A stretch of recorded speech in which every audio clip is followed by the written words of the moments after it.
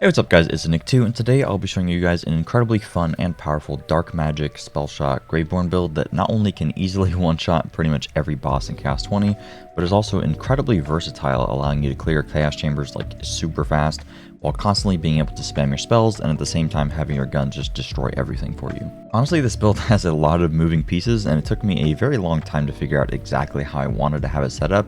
As such, there is going to be a lot of options in terms of how to set up the skill tree, which spells you want to use, etc. I'll do my best to cover all of that, but ultimately, I'm really happy with how it turned out because it ended up being one of the strongest builds that I've used so far, and it's overall a lot of fun to play with. Like I said though, the build did take forever to make, like way longer than any other build that I've made, and it's still far from perfect, so if you enjoyed the video, I'd highly appreciate you dropping a like. Helps me out a ton, and feel free to subscribe for videos similar to this one. But as you can see, the damage is absolutely insane, the build is a lot of fun to use in general play, and I'm really excited to see how much better it can get with the perfect gear. Real quick before I get into the video, I want to give a big thanks to today's sponsor, Raid Shadow Legends. Raid Shadow Legends, if you somehow haven't already heard of it, is an impressively high-quality action RPG game that's available on both mobile and PC, and has millions of players and an insane amount of content to do, ranging from campaign battles, PvP, dungeons, huge boss fights, and tons more. And with over 600 champions and hundreds of artifacts to collect, you'll never run out of things to do in Raid. If you're interested, make sure to check out the link in the description to hop into Raid today. One of my favorite things about Raid is how many champions there are to unlock. There's an endless amount of new and interesting champions to get, and being able to fully customize them and seeing how they interact with my other champions is a ton of fun. Each champion is going to have its own unique ability, which usually interacts perfectly when you pair it with other champions that you have. One of my recent favorites is Ethos because he has some incredibly strong AoE attacks that just absolutely nukes enemies, but he also applies a weaken debuff to them, which helps my other champions do more damage, as well as buffing my other champions' crit rate. This is just one example of the many options that you have in Raid, and the builds you can make are truly limitless. You can always be improving upon your champions, how they're set up, etc., which I always have a ton of fun with.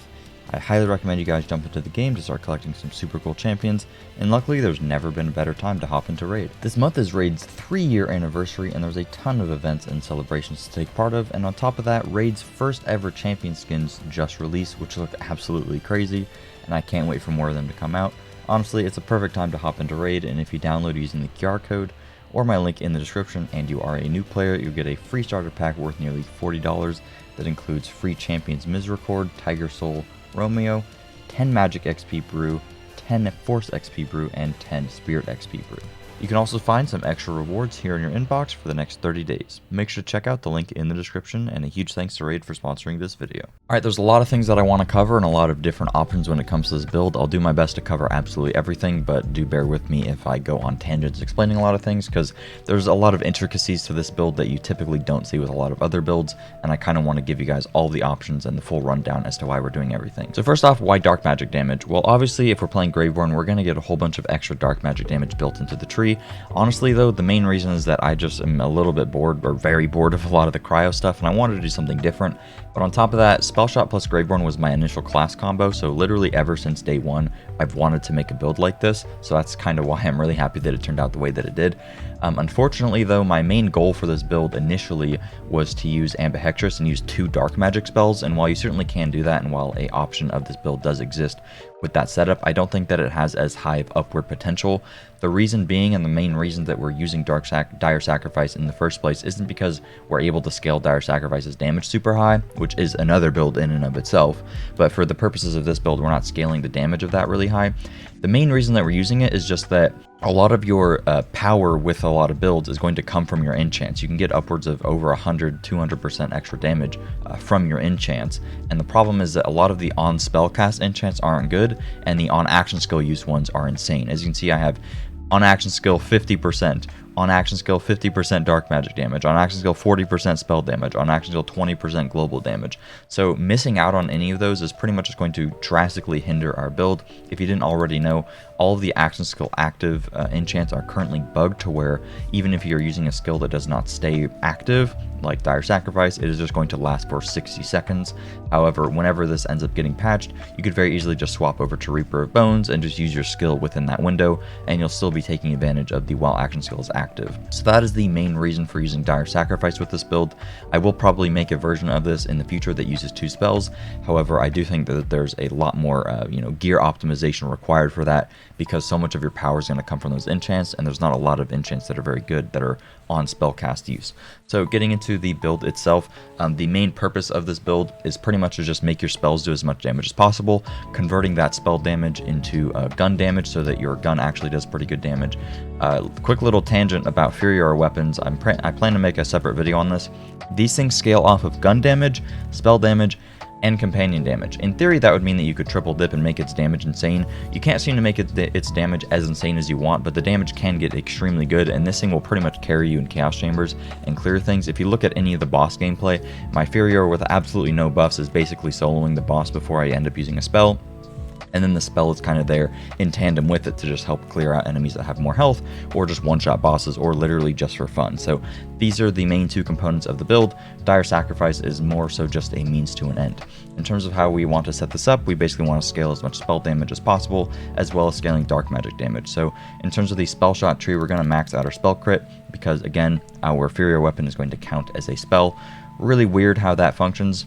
It also counts as a companion damage-wise, however, it's not going to count for Faithful Thralls. But regardless, let's continue going on to the tree. So we don't really need, yeah, we do need magic bullets so that we convert, gun damage into, or spell damage into gun damage, obviously, which is going to help out our Furior, but it's not hugely impactful here. And then we're going to get Font of Mana. This is going to help reduce our spell cooldown so that we, ideally I want to spam my spells as much as possible. So this is a great pickup. And then we want Glass Cannon to just increase our spell damage overall. If you're having trouble with survivability, just take this off. You do not need this at all. If you want some more survivability, feel free to take this off. I pretty much use it because I'm using Cursed Wit, and I enjoyed the extra flat spell damage, but you absolutely do not need it if you're having problems with survivability. A lot of people have been having issues with my builds lately, so I feel like I want to include some more options for you guys that are having survivability issues. In terms of filling out the rest of the tree, you want to just max out the spell cooldown rate, and then we're going to get a little bit of reload speed. I accidentally put 1 extra point. Oh, whoopsie. You want to get more reload speed here. Just remember that I put 1 extra point on accident. The reason for this is that we're using a Furior weapon. Throwing those out faster is good, but also none of these other things are going to increase your damage. And then we're just going to get high thread count, and then we're literally done with this tree. 2 options with this build. One option, which is the one that I'm going to do right now, is going all the way into Graveborn, capstoning it for Morhaim's Blessing and Blast Gasp. Blast Gasp is what is going to enable your Magic Barrage or whatever spell you're using, basically to one-shot the bosses.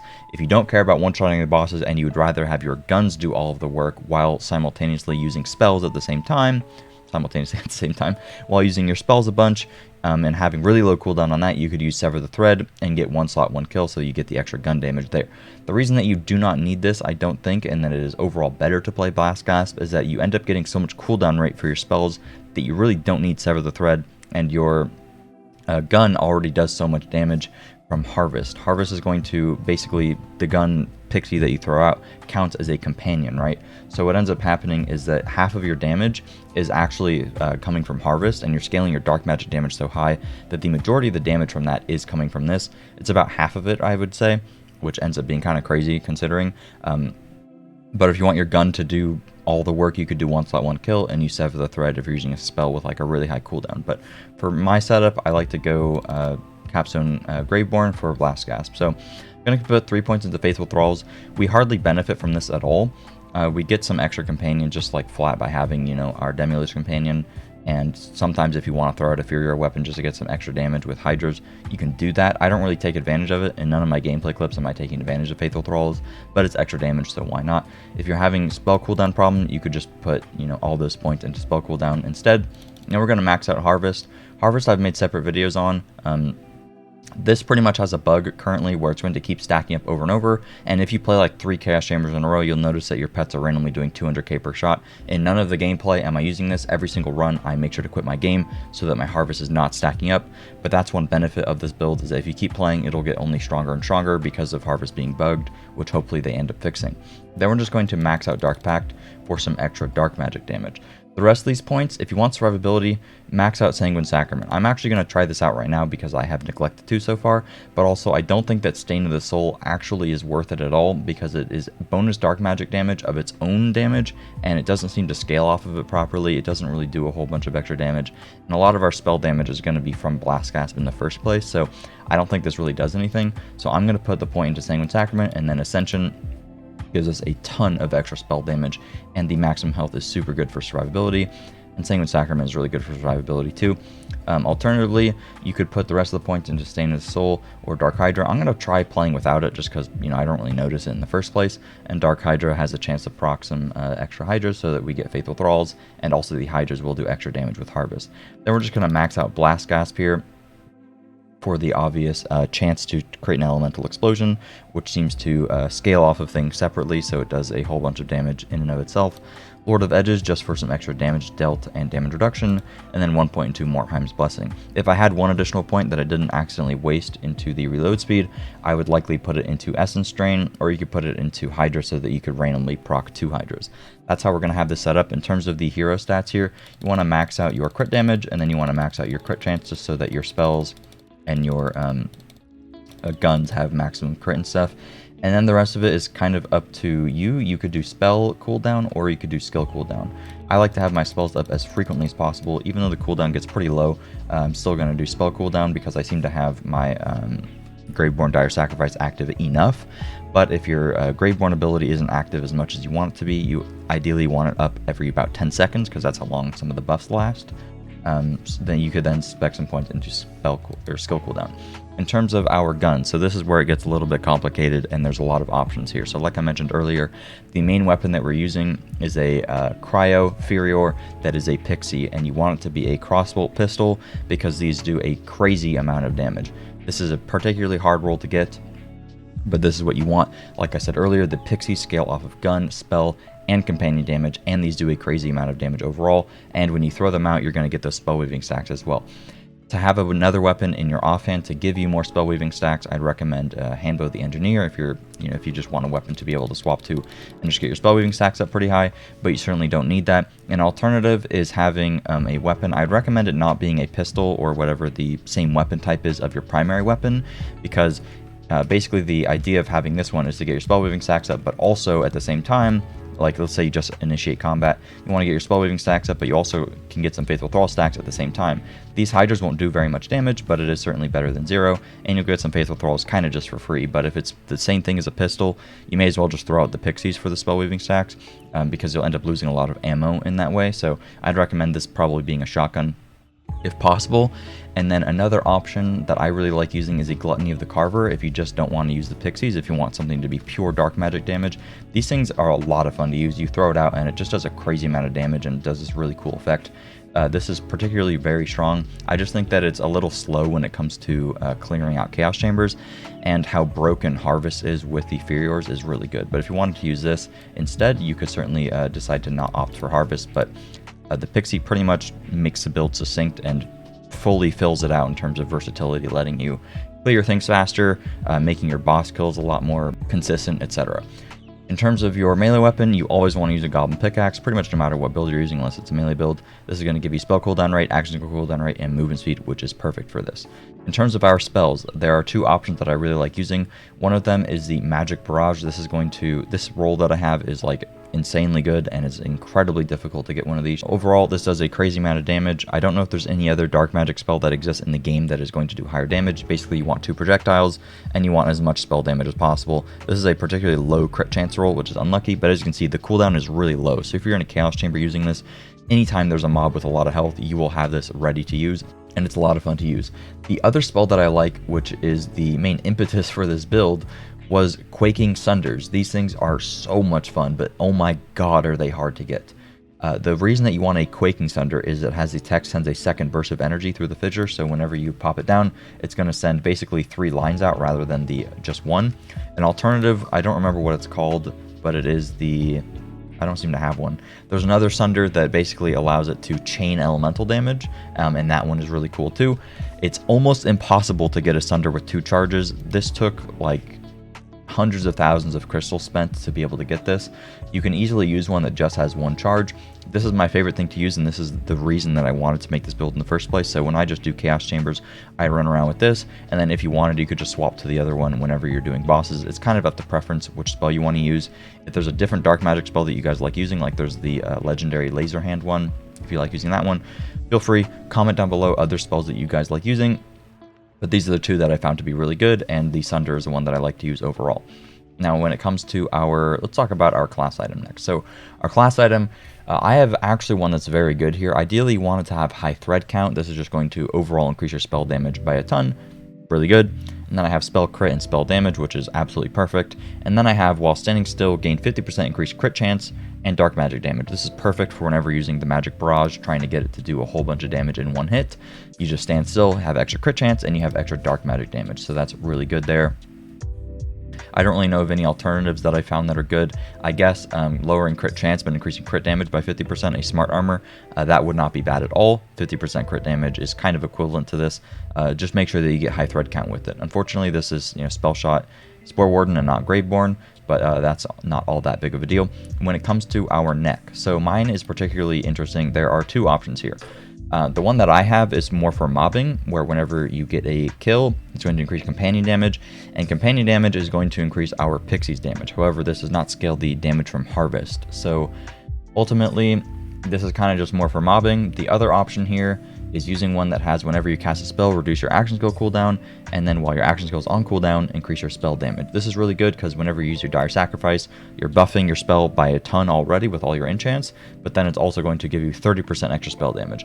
Mine is just a terrible roll. If I had one that was dark magic damage, spell shot, and maybe like all damage dealt, I would never take it off. I just literally don't have a good neck for this build at all, but you could get like easily upwards of like 30-40% additional damage if you had a perfect neck. And all the boss skills that you see, I'm using this companion one. So if I were to use this other one and have a good roll, spell shot, dark magic, all damage dealt, maybe spell crit damage, spell damage overall, whatever, with the 30% extra spell damage and reducing your action skill cooldown, like that would be crazy. So that's ultimately really, really good. And those are the two types of necks that I'd recommend looking out for.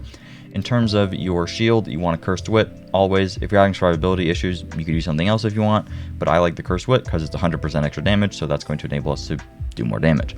In terms of our rings, I have two of the same here. You just want a mood ring while ward is not full, which pairs perfectly with having your ward low with Cursed Wit.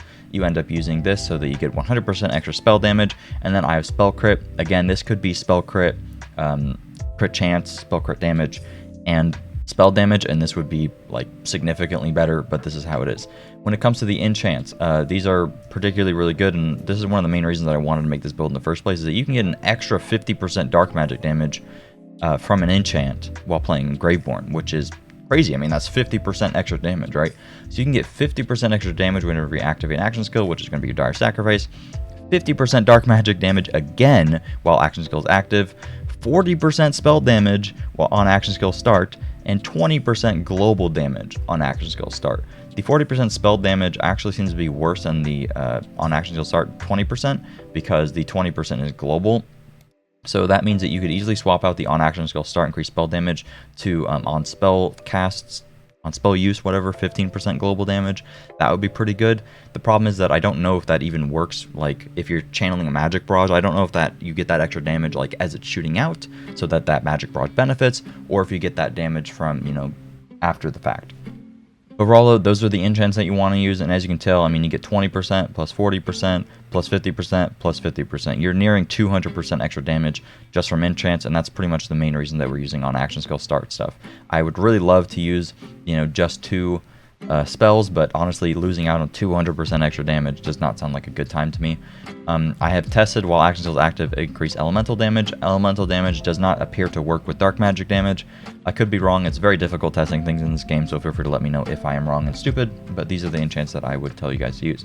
Alright, let's just do some gameplay. So, as you can see, I have some buffs right now because I have played a little bit.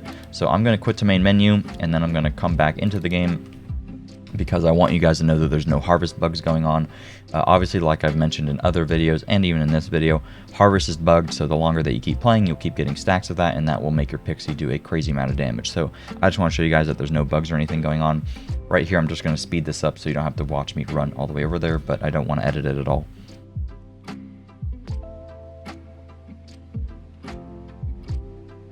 Alright, we are here, and we are ready to game. I'm going to do the featured run, because I kind of like the run that it is, and also just because you guys can do the same one at home. So I like to open up by just throwing some of these. Most of the time I forget about it, but just get some Faithful Thralls and some Spell Weaving stacks right off of the bat. Woohoo. They actually do a decent amount of damage.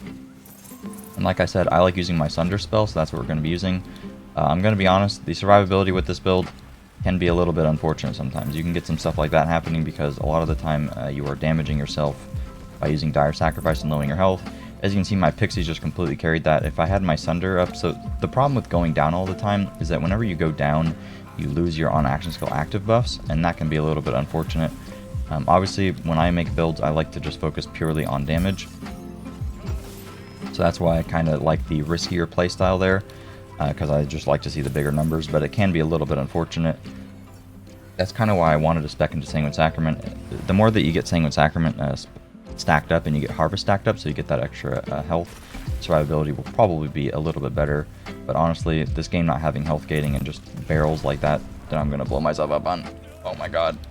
Yeah, stuff like this happens all the time. But the more that you play, the more health you get, and the easier that it'll get. Certain floors are certainly annoying, but if you want more survivability, you can certainly do that. You do not need all of this crazy extra damage for Chaos Chambers. I kind of just do it just because I want to see the biggest numbers possible, like I mentioned. But yeah, it is certainly up to preference there.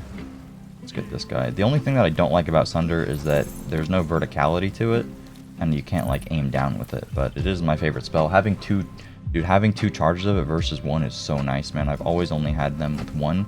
It's so rare to get one with two, but as you can see, the damage is really good, and then it also like chains out to other enemies, which is really cool, so it's really good for AoE clear. There's an obelisk that I'm excited to show you guys the Sunder with, and it performs pretty well there. Wherever I fight Pigwort, hopefully I don't die when that happens. Here I'll try to bully this Dragon Lord statue for you boys. The Sunder doesn't seem to hit the Dragon Lord statue. That's really unlucky. I'm pretty sure the Magic Barrage just like one-shot that thing. Yeah, Sunder's my favorite spell, but at the same time it's my least favorite because there's a lot of things that it just doesn't hit. I can't even test the damage on it on target dummies, but oh my god, he just immuned it. He immuned the Sunder. In a gameplay clip, I fought this guy earlier and the Sunder just owned him. This is not a very good representation of Sunder, but the damage on it is good. It's just sometimes you get a little unlucky. But it also depends on if you get Blast Gas procs, because that can be pretty random as well, and Blast Gas does a whole bunch of damage. But a floor like this is where I like using Sunder. Hopefully I don't die to some nonsense, but just throwing it out and getting all those kills is a lot of fun. I'll probably do this floor, and then I'll probably just edit until the boss, because there's not really, a whole lot going on here. But as you can see, my Pixies literally just annihilate everything. Like, I don't even need to be here. The Pixies are kind of broken. I kind of want to make a build of just making my Pixies insane, because I can make them better if I went like a pure setup for them. But yeah, everything, as you can see, everything kind of just getting owned. Oh, Pigwort, what are you doing? What are you doing? No, no, no, no, no! Stop it! Stop it! You're trying to bully me, man. Another Dragon Lord statue in the building. I wish there was a Graveborn action skill that didn't just like consume your health when you used it. That would be pretty nice, because that would help with our survivability a little bit. I know that's kind of like the purpose of the character, but it doesn't have a lot of things built into it to make that particularly good. We did not get a Blast Gas proc there, so we did not get one-shotted by our spell, but that's okay. I'm gonna be honest, this gameplay has not been very good for showing off Sunder. Sometimes it's better than other times. Doing stuff like that is kind of the reason why I like it, though. You just pop it off and it hits guys from far away. It's unfortunate, though, because the Pixie just does so much of the work that the Sunder kind of feels unnecessary, which is why, the Magic Barrage is certainly a good option for whenever there's guys with a lot of health and you just want to see big boy numbers. The Pixies do kind of carry a lot of the time, but I just really like throwing it out, seeing stuff blow up like that. I just think it's a lot of fun and it looks really cool. I mean, as you can see, the Pixies just annihilate stuff, dude. Like, they're doing like 20k per hit plus like 30-40k from the dark magic damage. Like, I don't know, they shoot like super fast. Right now we're on the boss. To be honest, on a boss, my pets again are just gonna carry everything. My Pixies are pretty much gonna carry everything. Could very easily open. Let's get some Faithful Thaw stacks. I never really do this. Could do that. Pop our Dark Sacrifice, throw out some Pixies, and we can just look at the damage. And we can throw out some Sunders for fun. Why not? The boss killing is really fast with these guys. considering that it's just throwing out our pixies. Of course, if we wanted to use the magic barrage, we could just, you know, one-shot the guy. But like I said, I like using Sunder. This gameplay, I'm going to be honest, was not very good at representing Sunder, as I've complained about before, but we were able to do the run pretty quick. And overall, I really like it's just fun using the spell, but of course, feel free to use any dark magic spell that you want. Anyways, thank you guys for watching. I appreciate it. Have a good one. If you enjoyed the video, please make sure to drop a like and subscribe, and I will see you guys later. Oh my god, is this good? Yo, this is pretty good, boys. This is a pretty good ring.